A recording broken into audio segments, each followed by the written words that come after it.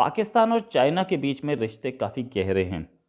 ये रिश्ते इसी बात से साबित होते हैं कि दोनों देशों के बीच में करोड़ों डॉलर का बिजनेस चलता है। एक और तरीके का भी रिश्ता है इन दोनों देशों के बीच में, एक और तरीके का रिश्ता जिस पर दोनों देश पर्दा डालने की कोशिश करते हैं हमेशा। वो रिश्ता जिसका खुलासा बहुत पहले हो गया था, कल एक और बार अमेरिका के US ambassador at large for international religious freedom Samuel brown black ने यह खुलासा किया कि चीन पाकिस्तान से चीन में बहुत सारी लड़कियां बेची जा रही हैं, आइदर एज ब्राइड मतलब पत्नी के तौर पे, विवाह के बंधन में, या सीधे सीधे देह व्यापार में, प्रोस्टिट्यूशन में। और इनमें ज़्यादातर शिकार होने वाली लड़कियां या तो क्रिश्चियंस हैं या हिंदूज हैं। उनकी एक मेजॉरिटी क्रिश्चियंस की है। पिछले साल के एंड तक, इस साल के स्टार्टिंग तक जो डेटा था उस हिसाब से 629 लड़कियां ऐसी थीं जो कि प्रताड़ित थीं, जिनका डेटा उससे हमने निकाला गया, जैसे इमिग्रेशन लिस्ट से निकाला गया।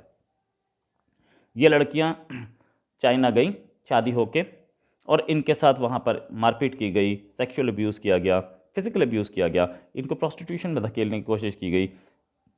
इन लड़कियों ने वहाँ से अपने घर कांटेक्ट किया और उसके बाद इनको कैसे रेस्क्यू किया गया, इसमें कोशिश बहुत की गई रेस्क्यू करने की। कुछ रेस्क्यू हुई, कुछ नहीं हो पाई। यहाँ तक बात यह है कि ये किस्सा क्या है, ऐसे कैसे होता है और इस पे पाकिस्तान गवर्नमेंट क्यों पर्दा डाल रही है। ये केस ये है कि वहाँ से चाइना में वन चाइना पॉलिसी होती थी। वन चाइना पॉलिसी की वजह से एक ही बच्चा हो पाता था, एक ही बच्चा अलाउड था सरकारी कानून के हिसाब से। और वहाँ पर एक मेल चाइल्ड यानी कि एक बेटे को प्रेफरेंस दी जाती थी, तो लड़की पता लगते ही एबॉर्शन करा दिया जाता था। तो वहाँ पर लड़कियों की बहुत कमी है, लड़कियों की कमी है। उस हिसाब से उस वजह से चाइना के लड़के, चाइना के जो लोग हैं वो पाकिस्तान आके या वियतनाम आके या नेपाल, नॉर्थ कोरिया, यहाँ पर आकर के लड़कियाँ ढूंढते हैं। इसी सिलसिले में वो लोग पहुँच गए पाकिस्तान पे, क्योंकि पाकिस्तान से अच्छे रिश्ते हैं। लेकिन हमेशा ऐसा नहीं होता कि शादीशुदा वैवाहिक बंधन बने। इसमें ज़्यादातर वो लोग भी पहुँच जाते हैं जो कि देह व्यापार के लिए लड़कियाँ ढूंढ रहे होते हैं। ऐसे ही बहुत सारी लड़कियाँ, अब यहाँ पे क्रिश्चियंस, बहुत सारी पाकिस्तानी क्रिश्चियन वहाँ पहुँची जिनके साथ बदसलूकी हुई। ये किस्सा जब लाइमलाइट में आया, उसके बाद पाकिस्तानी गवर्नमेंट ने इसमें इंक्वायरी ऑर्डर की। इंक्वायरी के बाद केस किए गए। केस करने के बाद फैज़लाबाद में 31 चाइनीज़ सिटीजन्स को, जो कि ट्रैफिकिंग में इन्वॉल्व थे, ये दूल्हे नहीं थे, ये वो लोग नहीं थे जो कि वहाँ पे देह व्यापार करा रहे थे लड़कियों के, ये वो थे जो कि आ करके यहाँ लड़कियाँ ढूंढना और वहाँ से लोगों को बुलाना और उनकी मीटिंग कराना और इस बीच में व्यापार में काम कर रहे थे।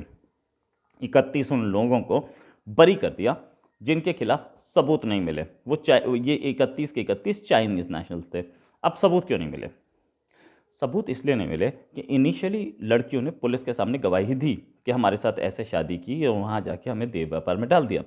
लेकिन यहाँ पर पाकिस्तानी गवर्नमेंट, जिसने इस केस में इन्वेस्टिगेशन हॉल्ट करा दी, क्योंकि उन्हें डर ये था कि कि चाइनीज़ गवर्नमेंट उनको धमकी देगी, चाइनीज़ गवर्नमेंट उनसे रिलेशंस ख़राब होंगे, वहाँ से करोड़ों डॉलर आता है चाइना पाकिस्तान इकोनॉमिक कॉरिडोर के नाम पे या किसी और बिजनेस के नाम पे, वो करोड़ों डॉलर हमारे हाथ से निकल सकते हैं। और पाकिस्तानी आर्मी, जो कि पाकिस्तानी गवर्नमेंट को चलाती है, उसका सीपीईसी से बड़ा रिश्ता है। जनरल असीम बाजवा उसके चीफ हैं और वो सीपीईसी ही चला रही है, पूरे आर्मी ही चला रही है। तो आर्मी कभी नहीं चाहेगी कि ऐसी कोई चीज़ें खुलासे हों और चाइना से रिलेशंस ख़राब हों। इस केस में कई लड़कियों ने अपने बयान बदल लिए। जब गवर्नमेंट ने इन्वेस्टिगेशन बंद करा दी, गवर्नमेंट ने वो जो लड़के वो जो इन्वेस्टिगेटर्स थे एफआईए के, उन इन्वेस्टिगेशंस की इस केस से ट्रांसफ़र कर दी ताकि इन्वेस्टिगेशन ना हो पाए।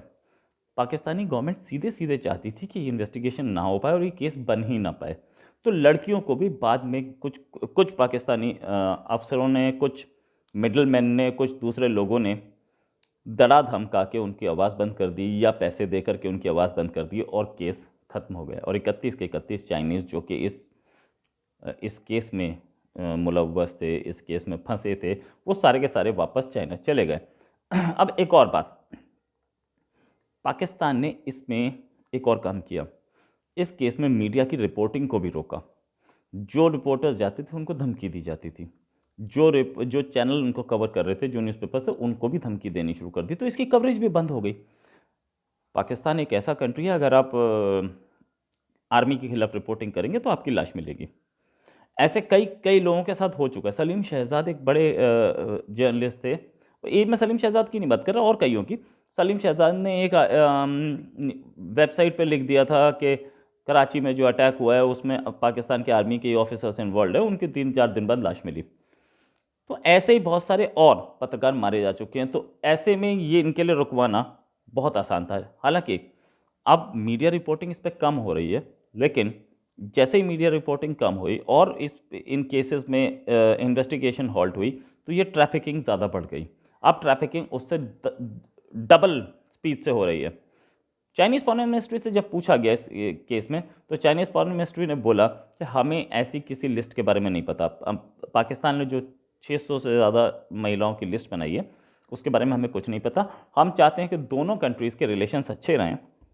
अगर दोनों कंट्रीज़ के लड़के लड़कियां आपस में शादी कर रहे हैं तो हमें कोई प्रॉब्लम नहीं है, लेकिन ट्रैफिकिंग नहीं होनी चाहिए। ऑफिशियल जवाब जो चाइना की तरफ से आना था और आया भी। अब जहाँ तक बात यह है कि इसमें क्रिश्चियन कम्युनिटी के लीडर्स क्या कर रहे हैं। क्रिश्चियन कम्युनिटी के लीडर्स इसमें जो पैसा है, पैसा बड़ा मोटा है। मोटा पैसा ऐसे है कि जो भी ब्रोकर्स हैं, जो यहाँ से लड़कों को यहाँ लड़कियाँ दिलवाते हैं, उनको चाइनीज़ और पाकिस्तानी ब्रोकर्स को $25,000 पर ब्राइड मिलता है। $25,000 पर ब्राइड। और लड़की के परिवार को क्या मिलता है? लड़की के परिवार को $1,500। $1,500 मतलब पाकिस्तान में मोटा मोटी 2 लाख रुपया। तो कितना फ़ायदा है इसमें ब्रोकर होने में। और ये ब्रोकरेज का जो पैसा है वो थोड़ा बहुत ये क्रिश्चियन कम्युनिटी के लीडर्स को भी जाता है। अब इसी तरीके से सोच सकते हैं कि जो चर्चेज़ हैं जहाँ पे इनकी कंप्लेंट्स होती हैं, वो चर्चेज़ भी कुछ काम नहीं कर पाते, कुछ एक्शन नहीं ले पाते इस इशू में। क्यों? क्योंकि उनके लीडर्स ने पैसा खाया हुआ है। पाकिस्तानी आर्मी इसमें कुछ नहीं करना चाहती, पाकिस्तानी पुलिस इसमें कुछ नहीं करना चाहती, क्योंकि ऊपर से प्रेशर है। तो जो काम गोरख धंधा चल रहा है उसको चलने दिया जाए। और पैसा कहाँ से? ये जो $25,000 है एक लड़की के लिए, एक शादी कराने के लिए $25,000 कम नहीं होते। $25,000 में से ज़रा सा पैसा देते हैं पाकिस्तानी इसको या अथॉरिटीज़ को, और सारे केस रफा दफा हो जाते हैं। पाकिस्तान के प्राइम मिनिस्टर को भी इस पर एक रिपोर्ट दी गई थी। पाकिस्तान के प्राइम मिनिस्टर ने वो रिपोर्ट पढ़ी और उसके बाद उस पर कोई एक्शन नहीं लिया। तो आप समझ सकते हैं किस हद तक ये केस घुसा हुआ है अंदर।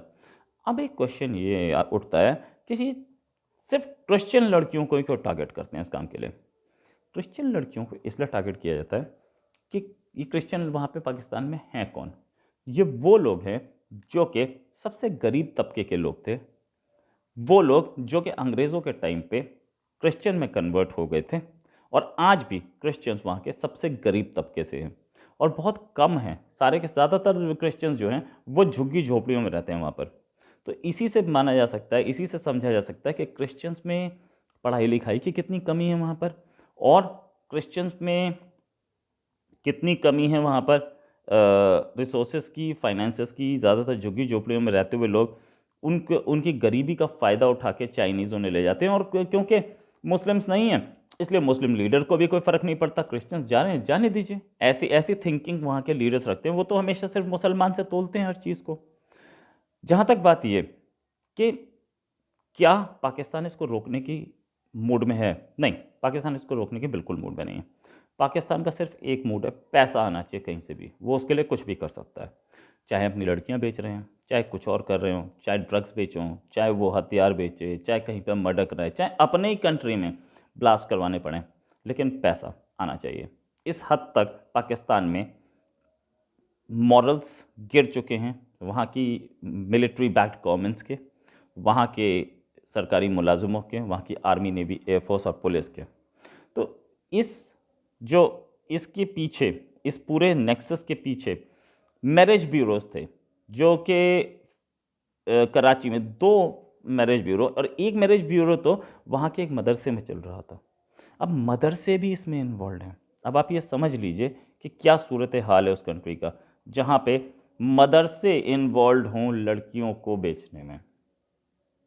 मदरसों में गलत काम होते रहे हैं, लेकिन ये चीज़ के लड़कियां बेचने में एज ब्राइड्स वहाँ पे मदरसे इन्वॉल्व हैं। और ये मैं नहीं बोल रहा हूँ, कि पाकिस्तान की पुलिस कंप्लेंट में एफआईआर में लिखा है कि मदरसे से ये काम चल रहा था। तो ऐसे सूरत हाल में क्या किया जा सकता है? कुछ नहीं, क्योंकि गवर्नमेंट इन्वॉल्व है, मदरसे इन्वॉल्व हैं, सब इन्वॉल्व हैं, आर्मी के लोग इन्वॉल्व हैं, पुलिस इन्वॉल्व है। बच्चियां बेचारी बेची जा रही हैं वहाँ पे, वहाँ वो नर्क में पड़ी हैं। यहाँ पर कुछ चर्चेस से कंप्लेंट होती है, चर्चेस की कोई सुनता नहीं है।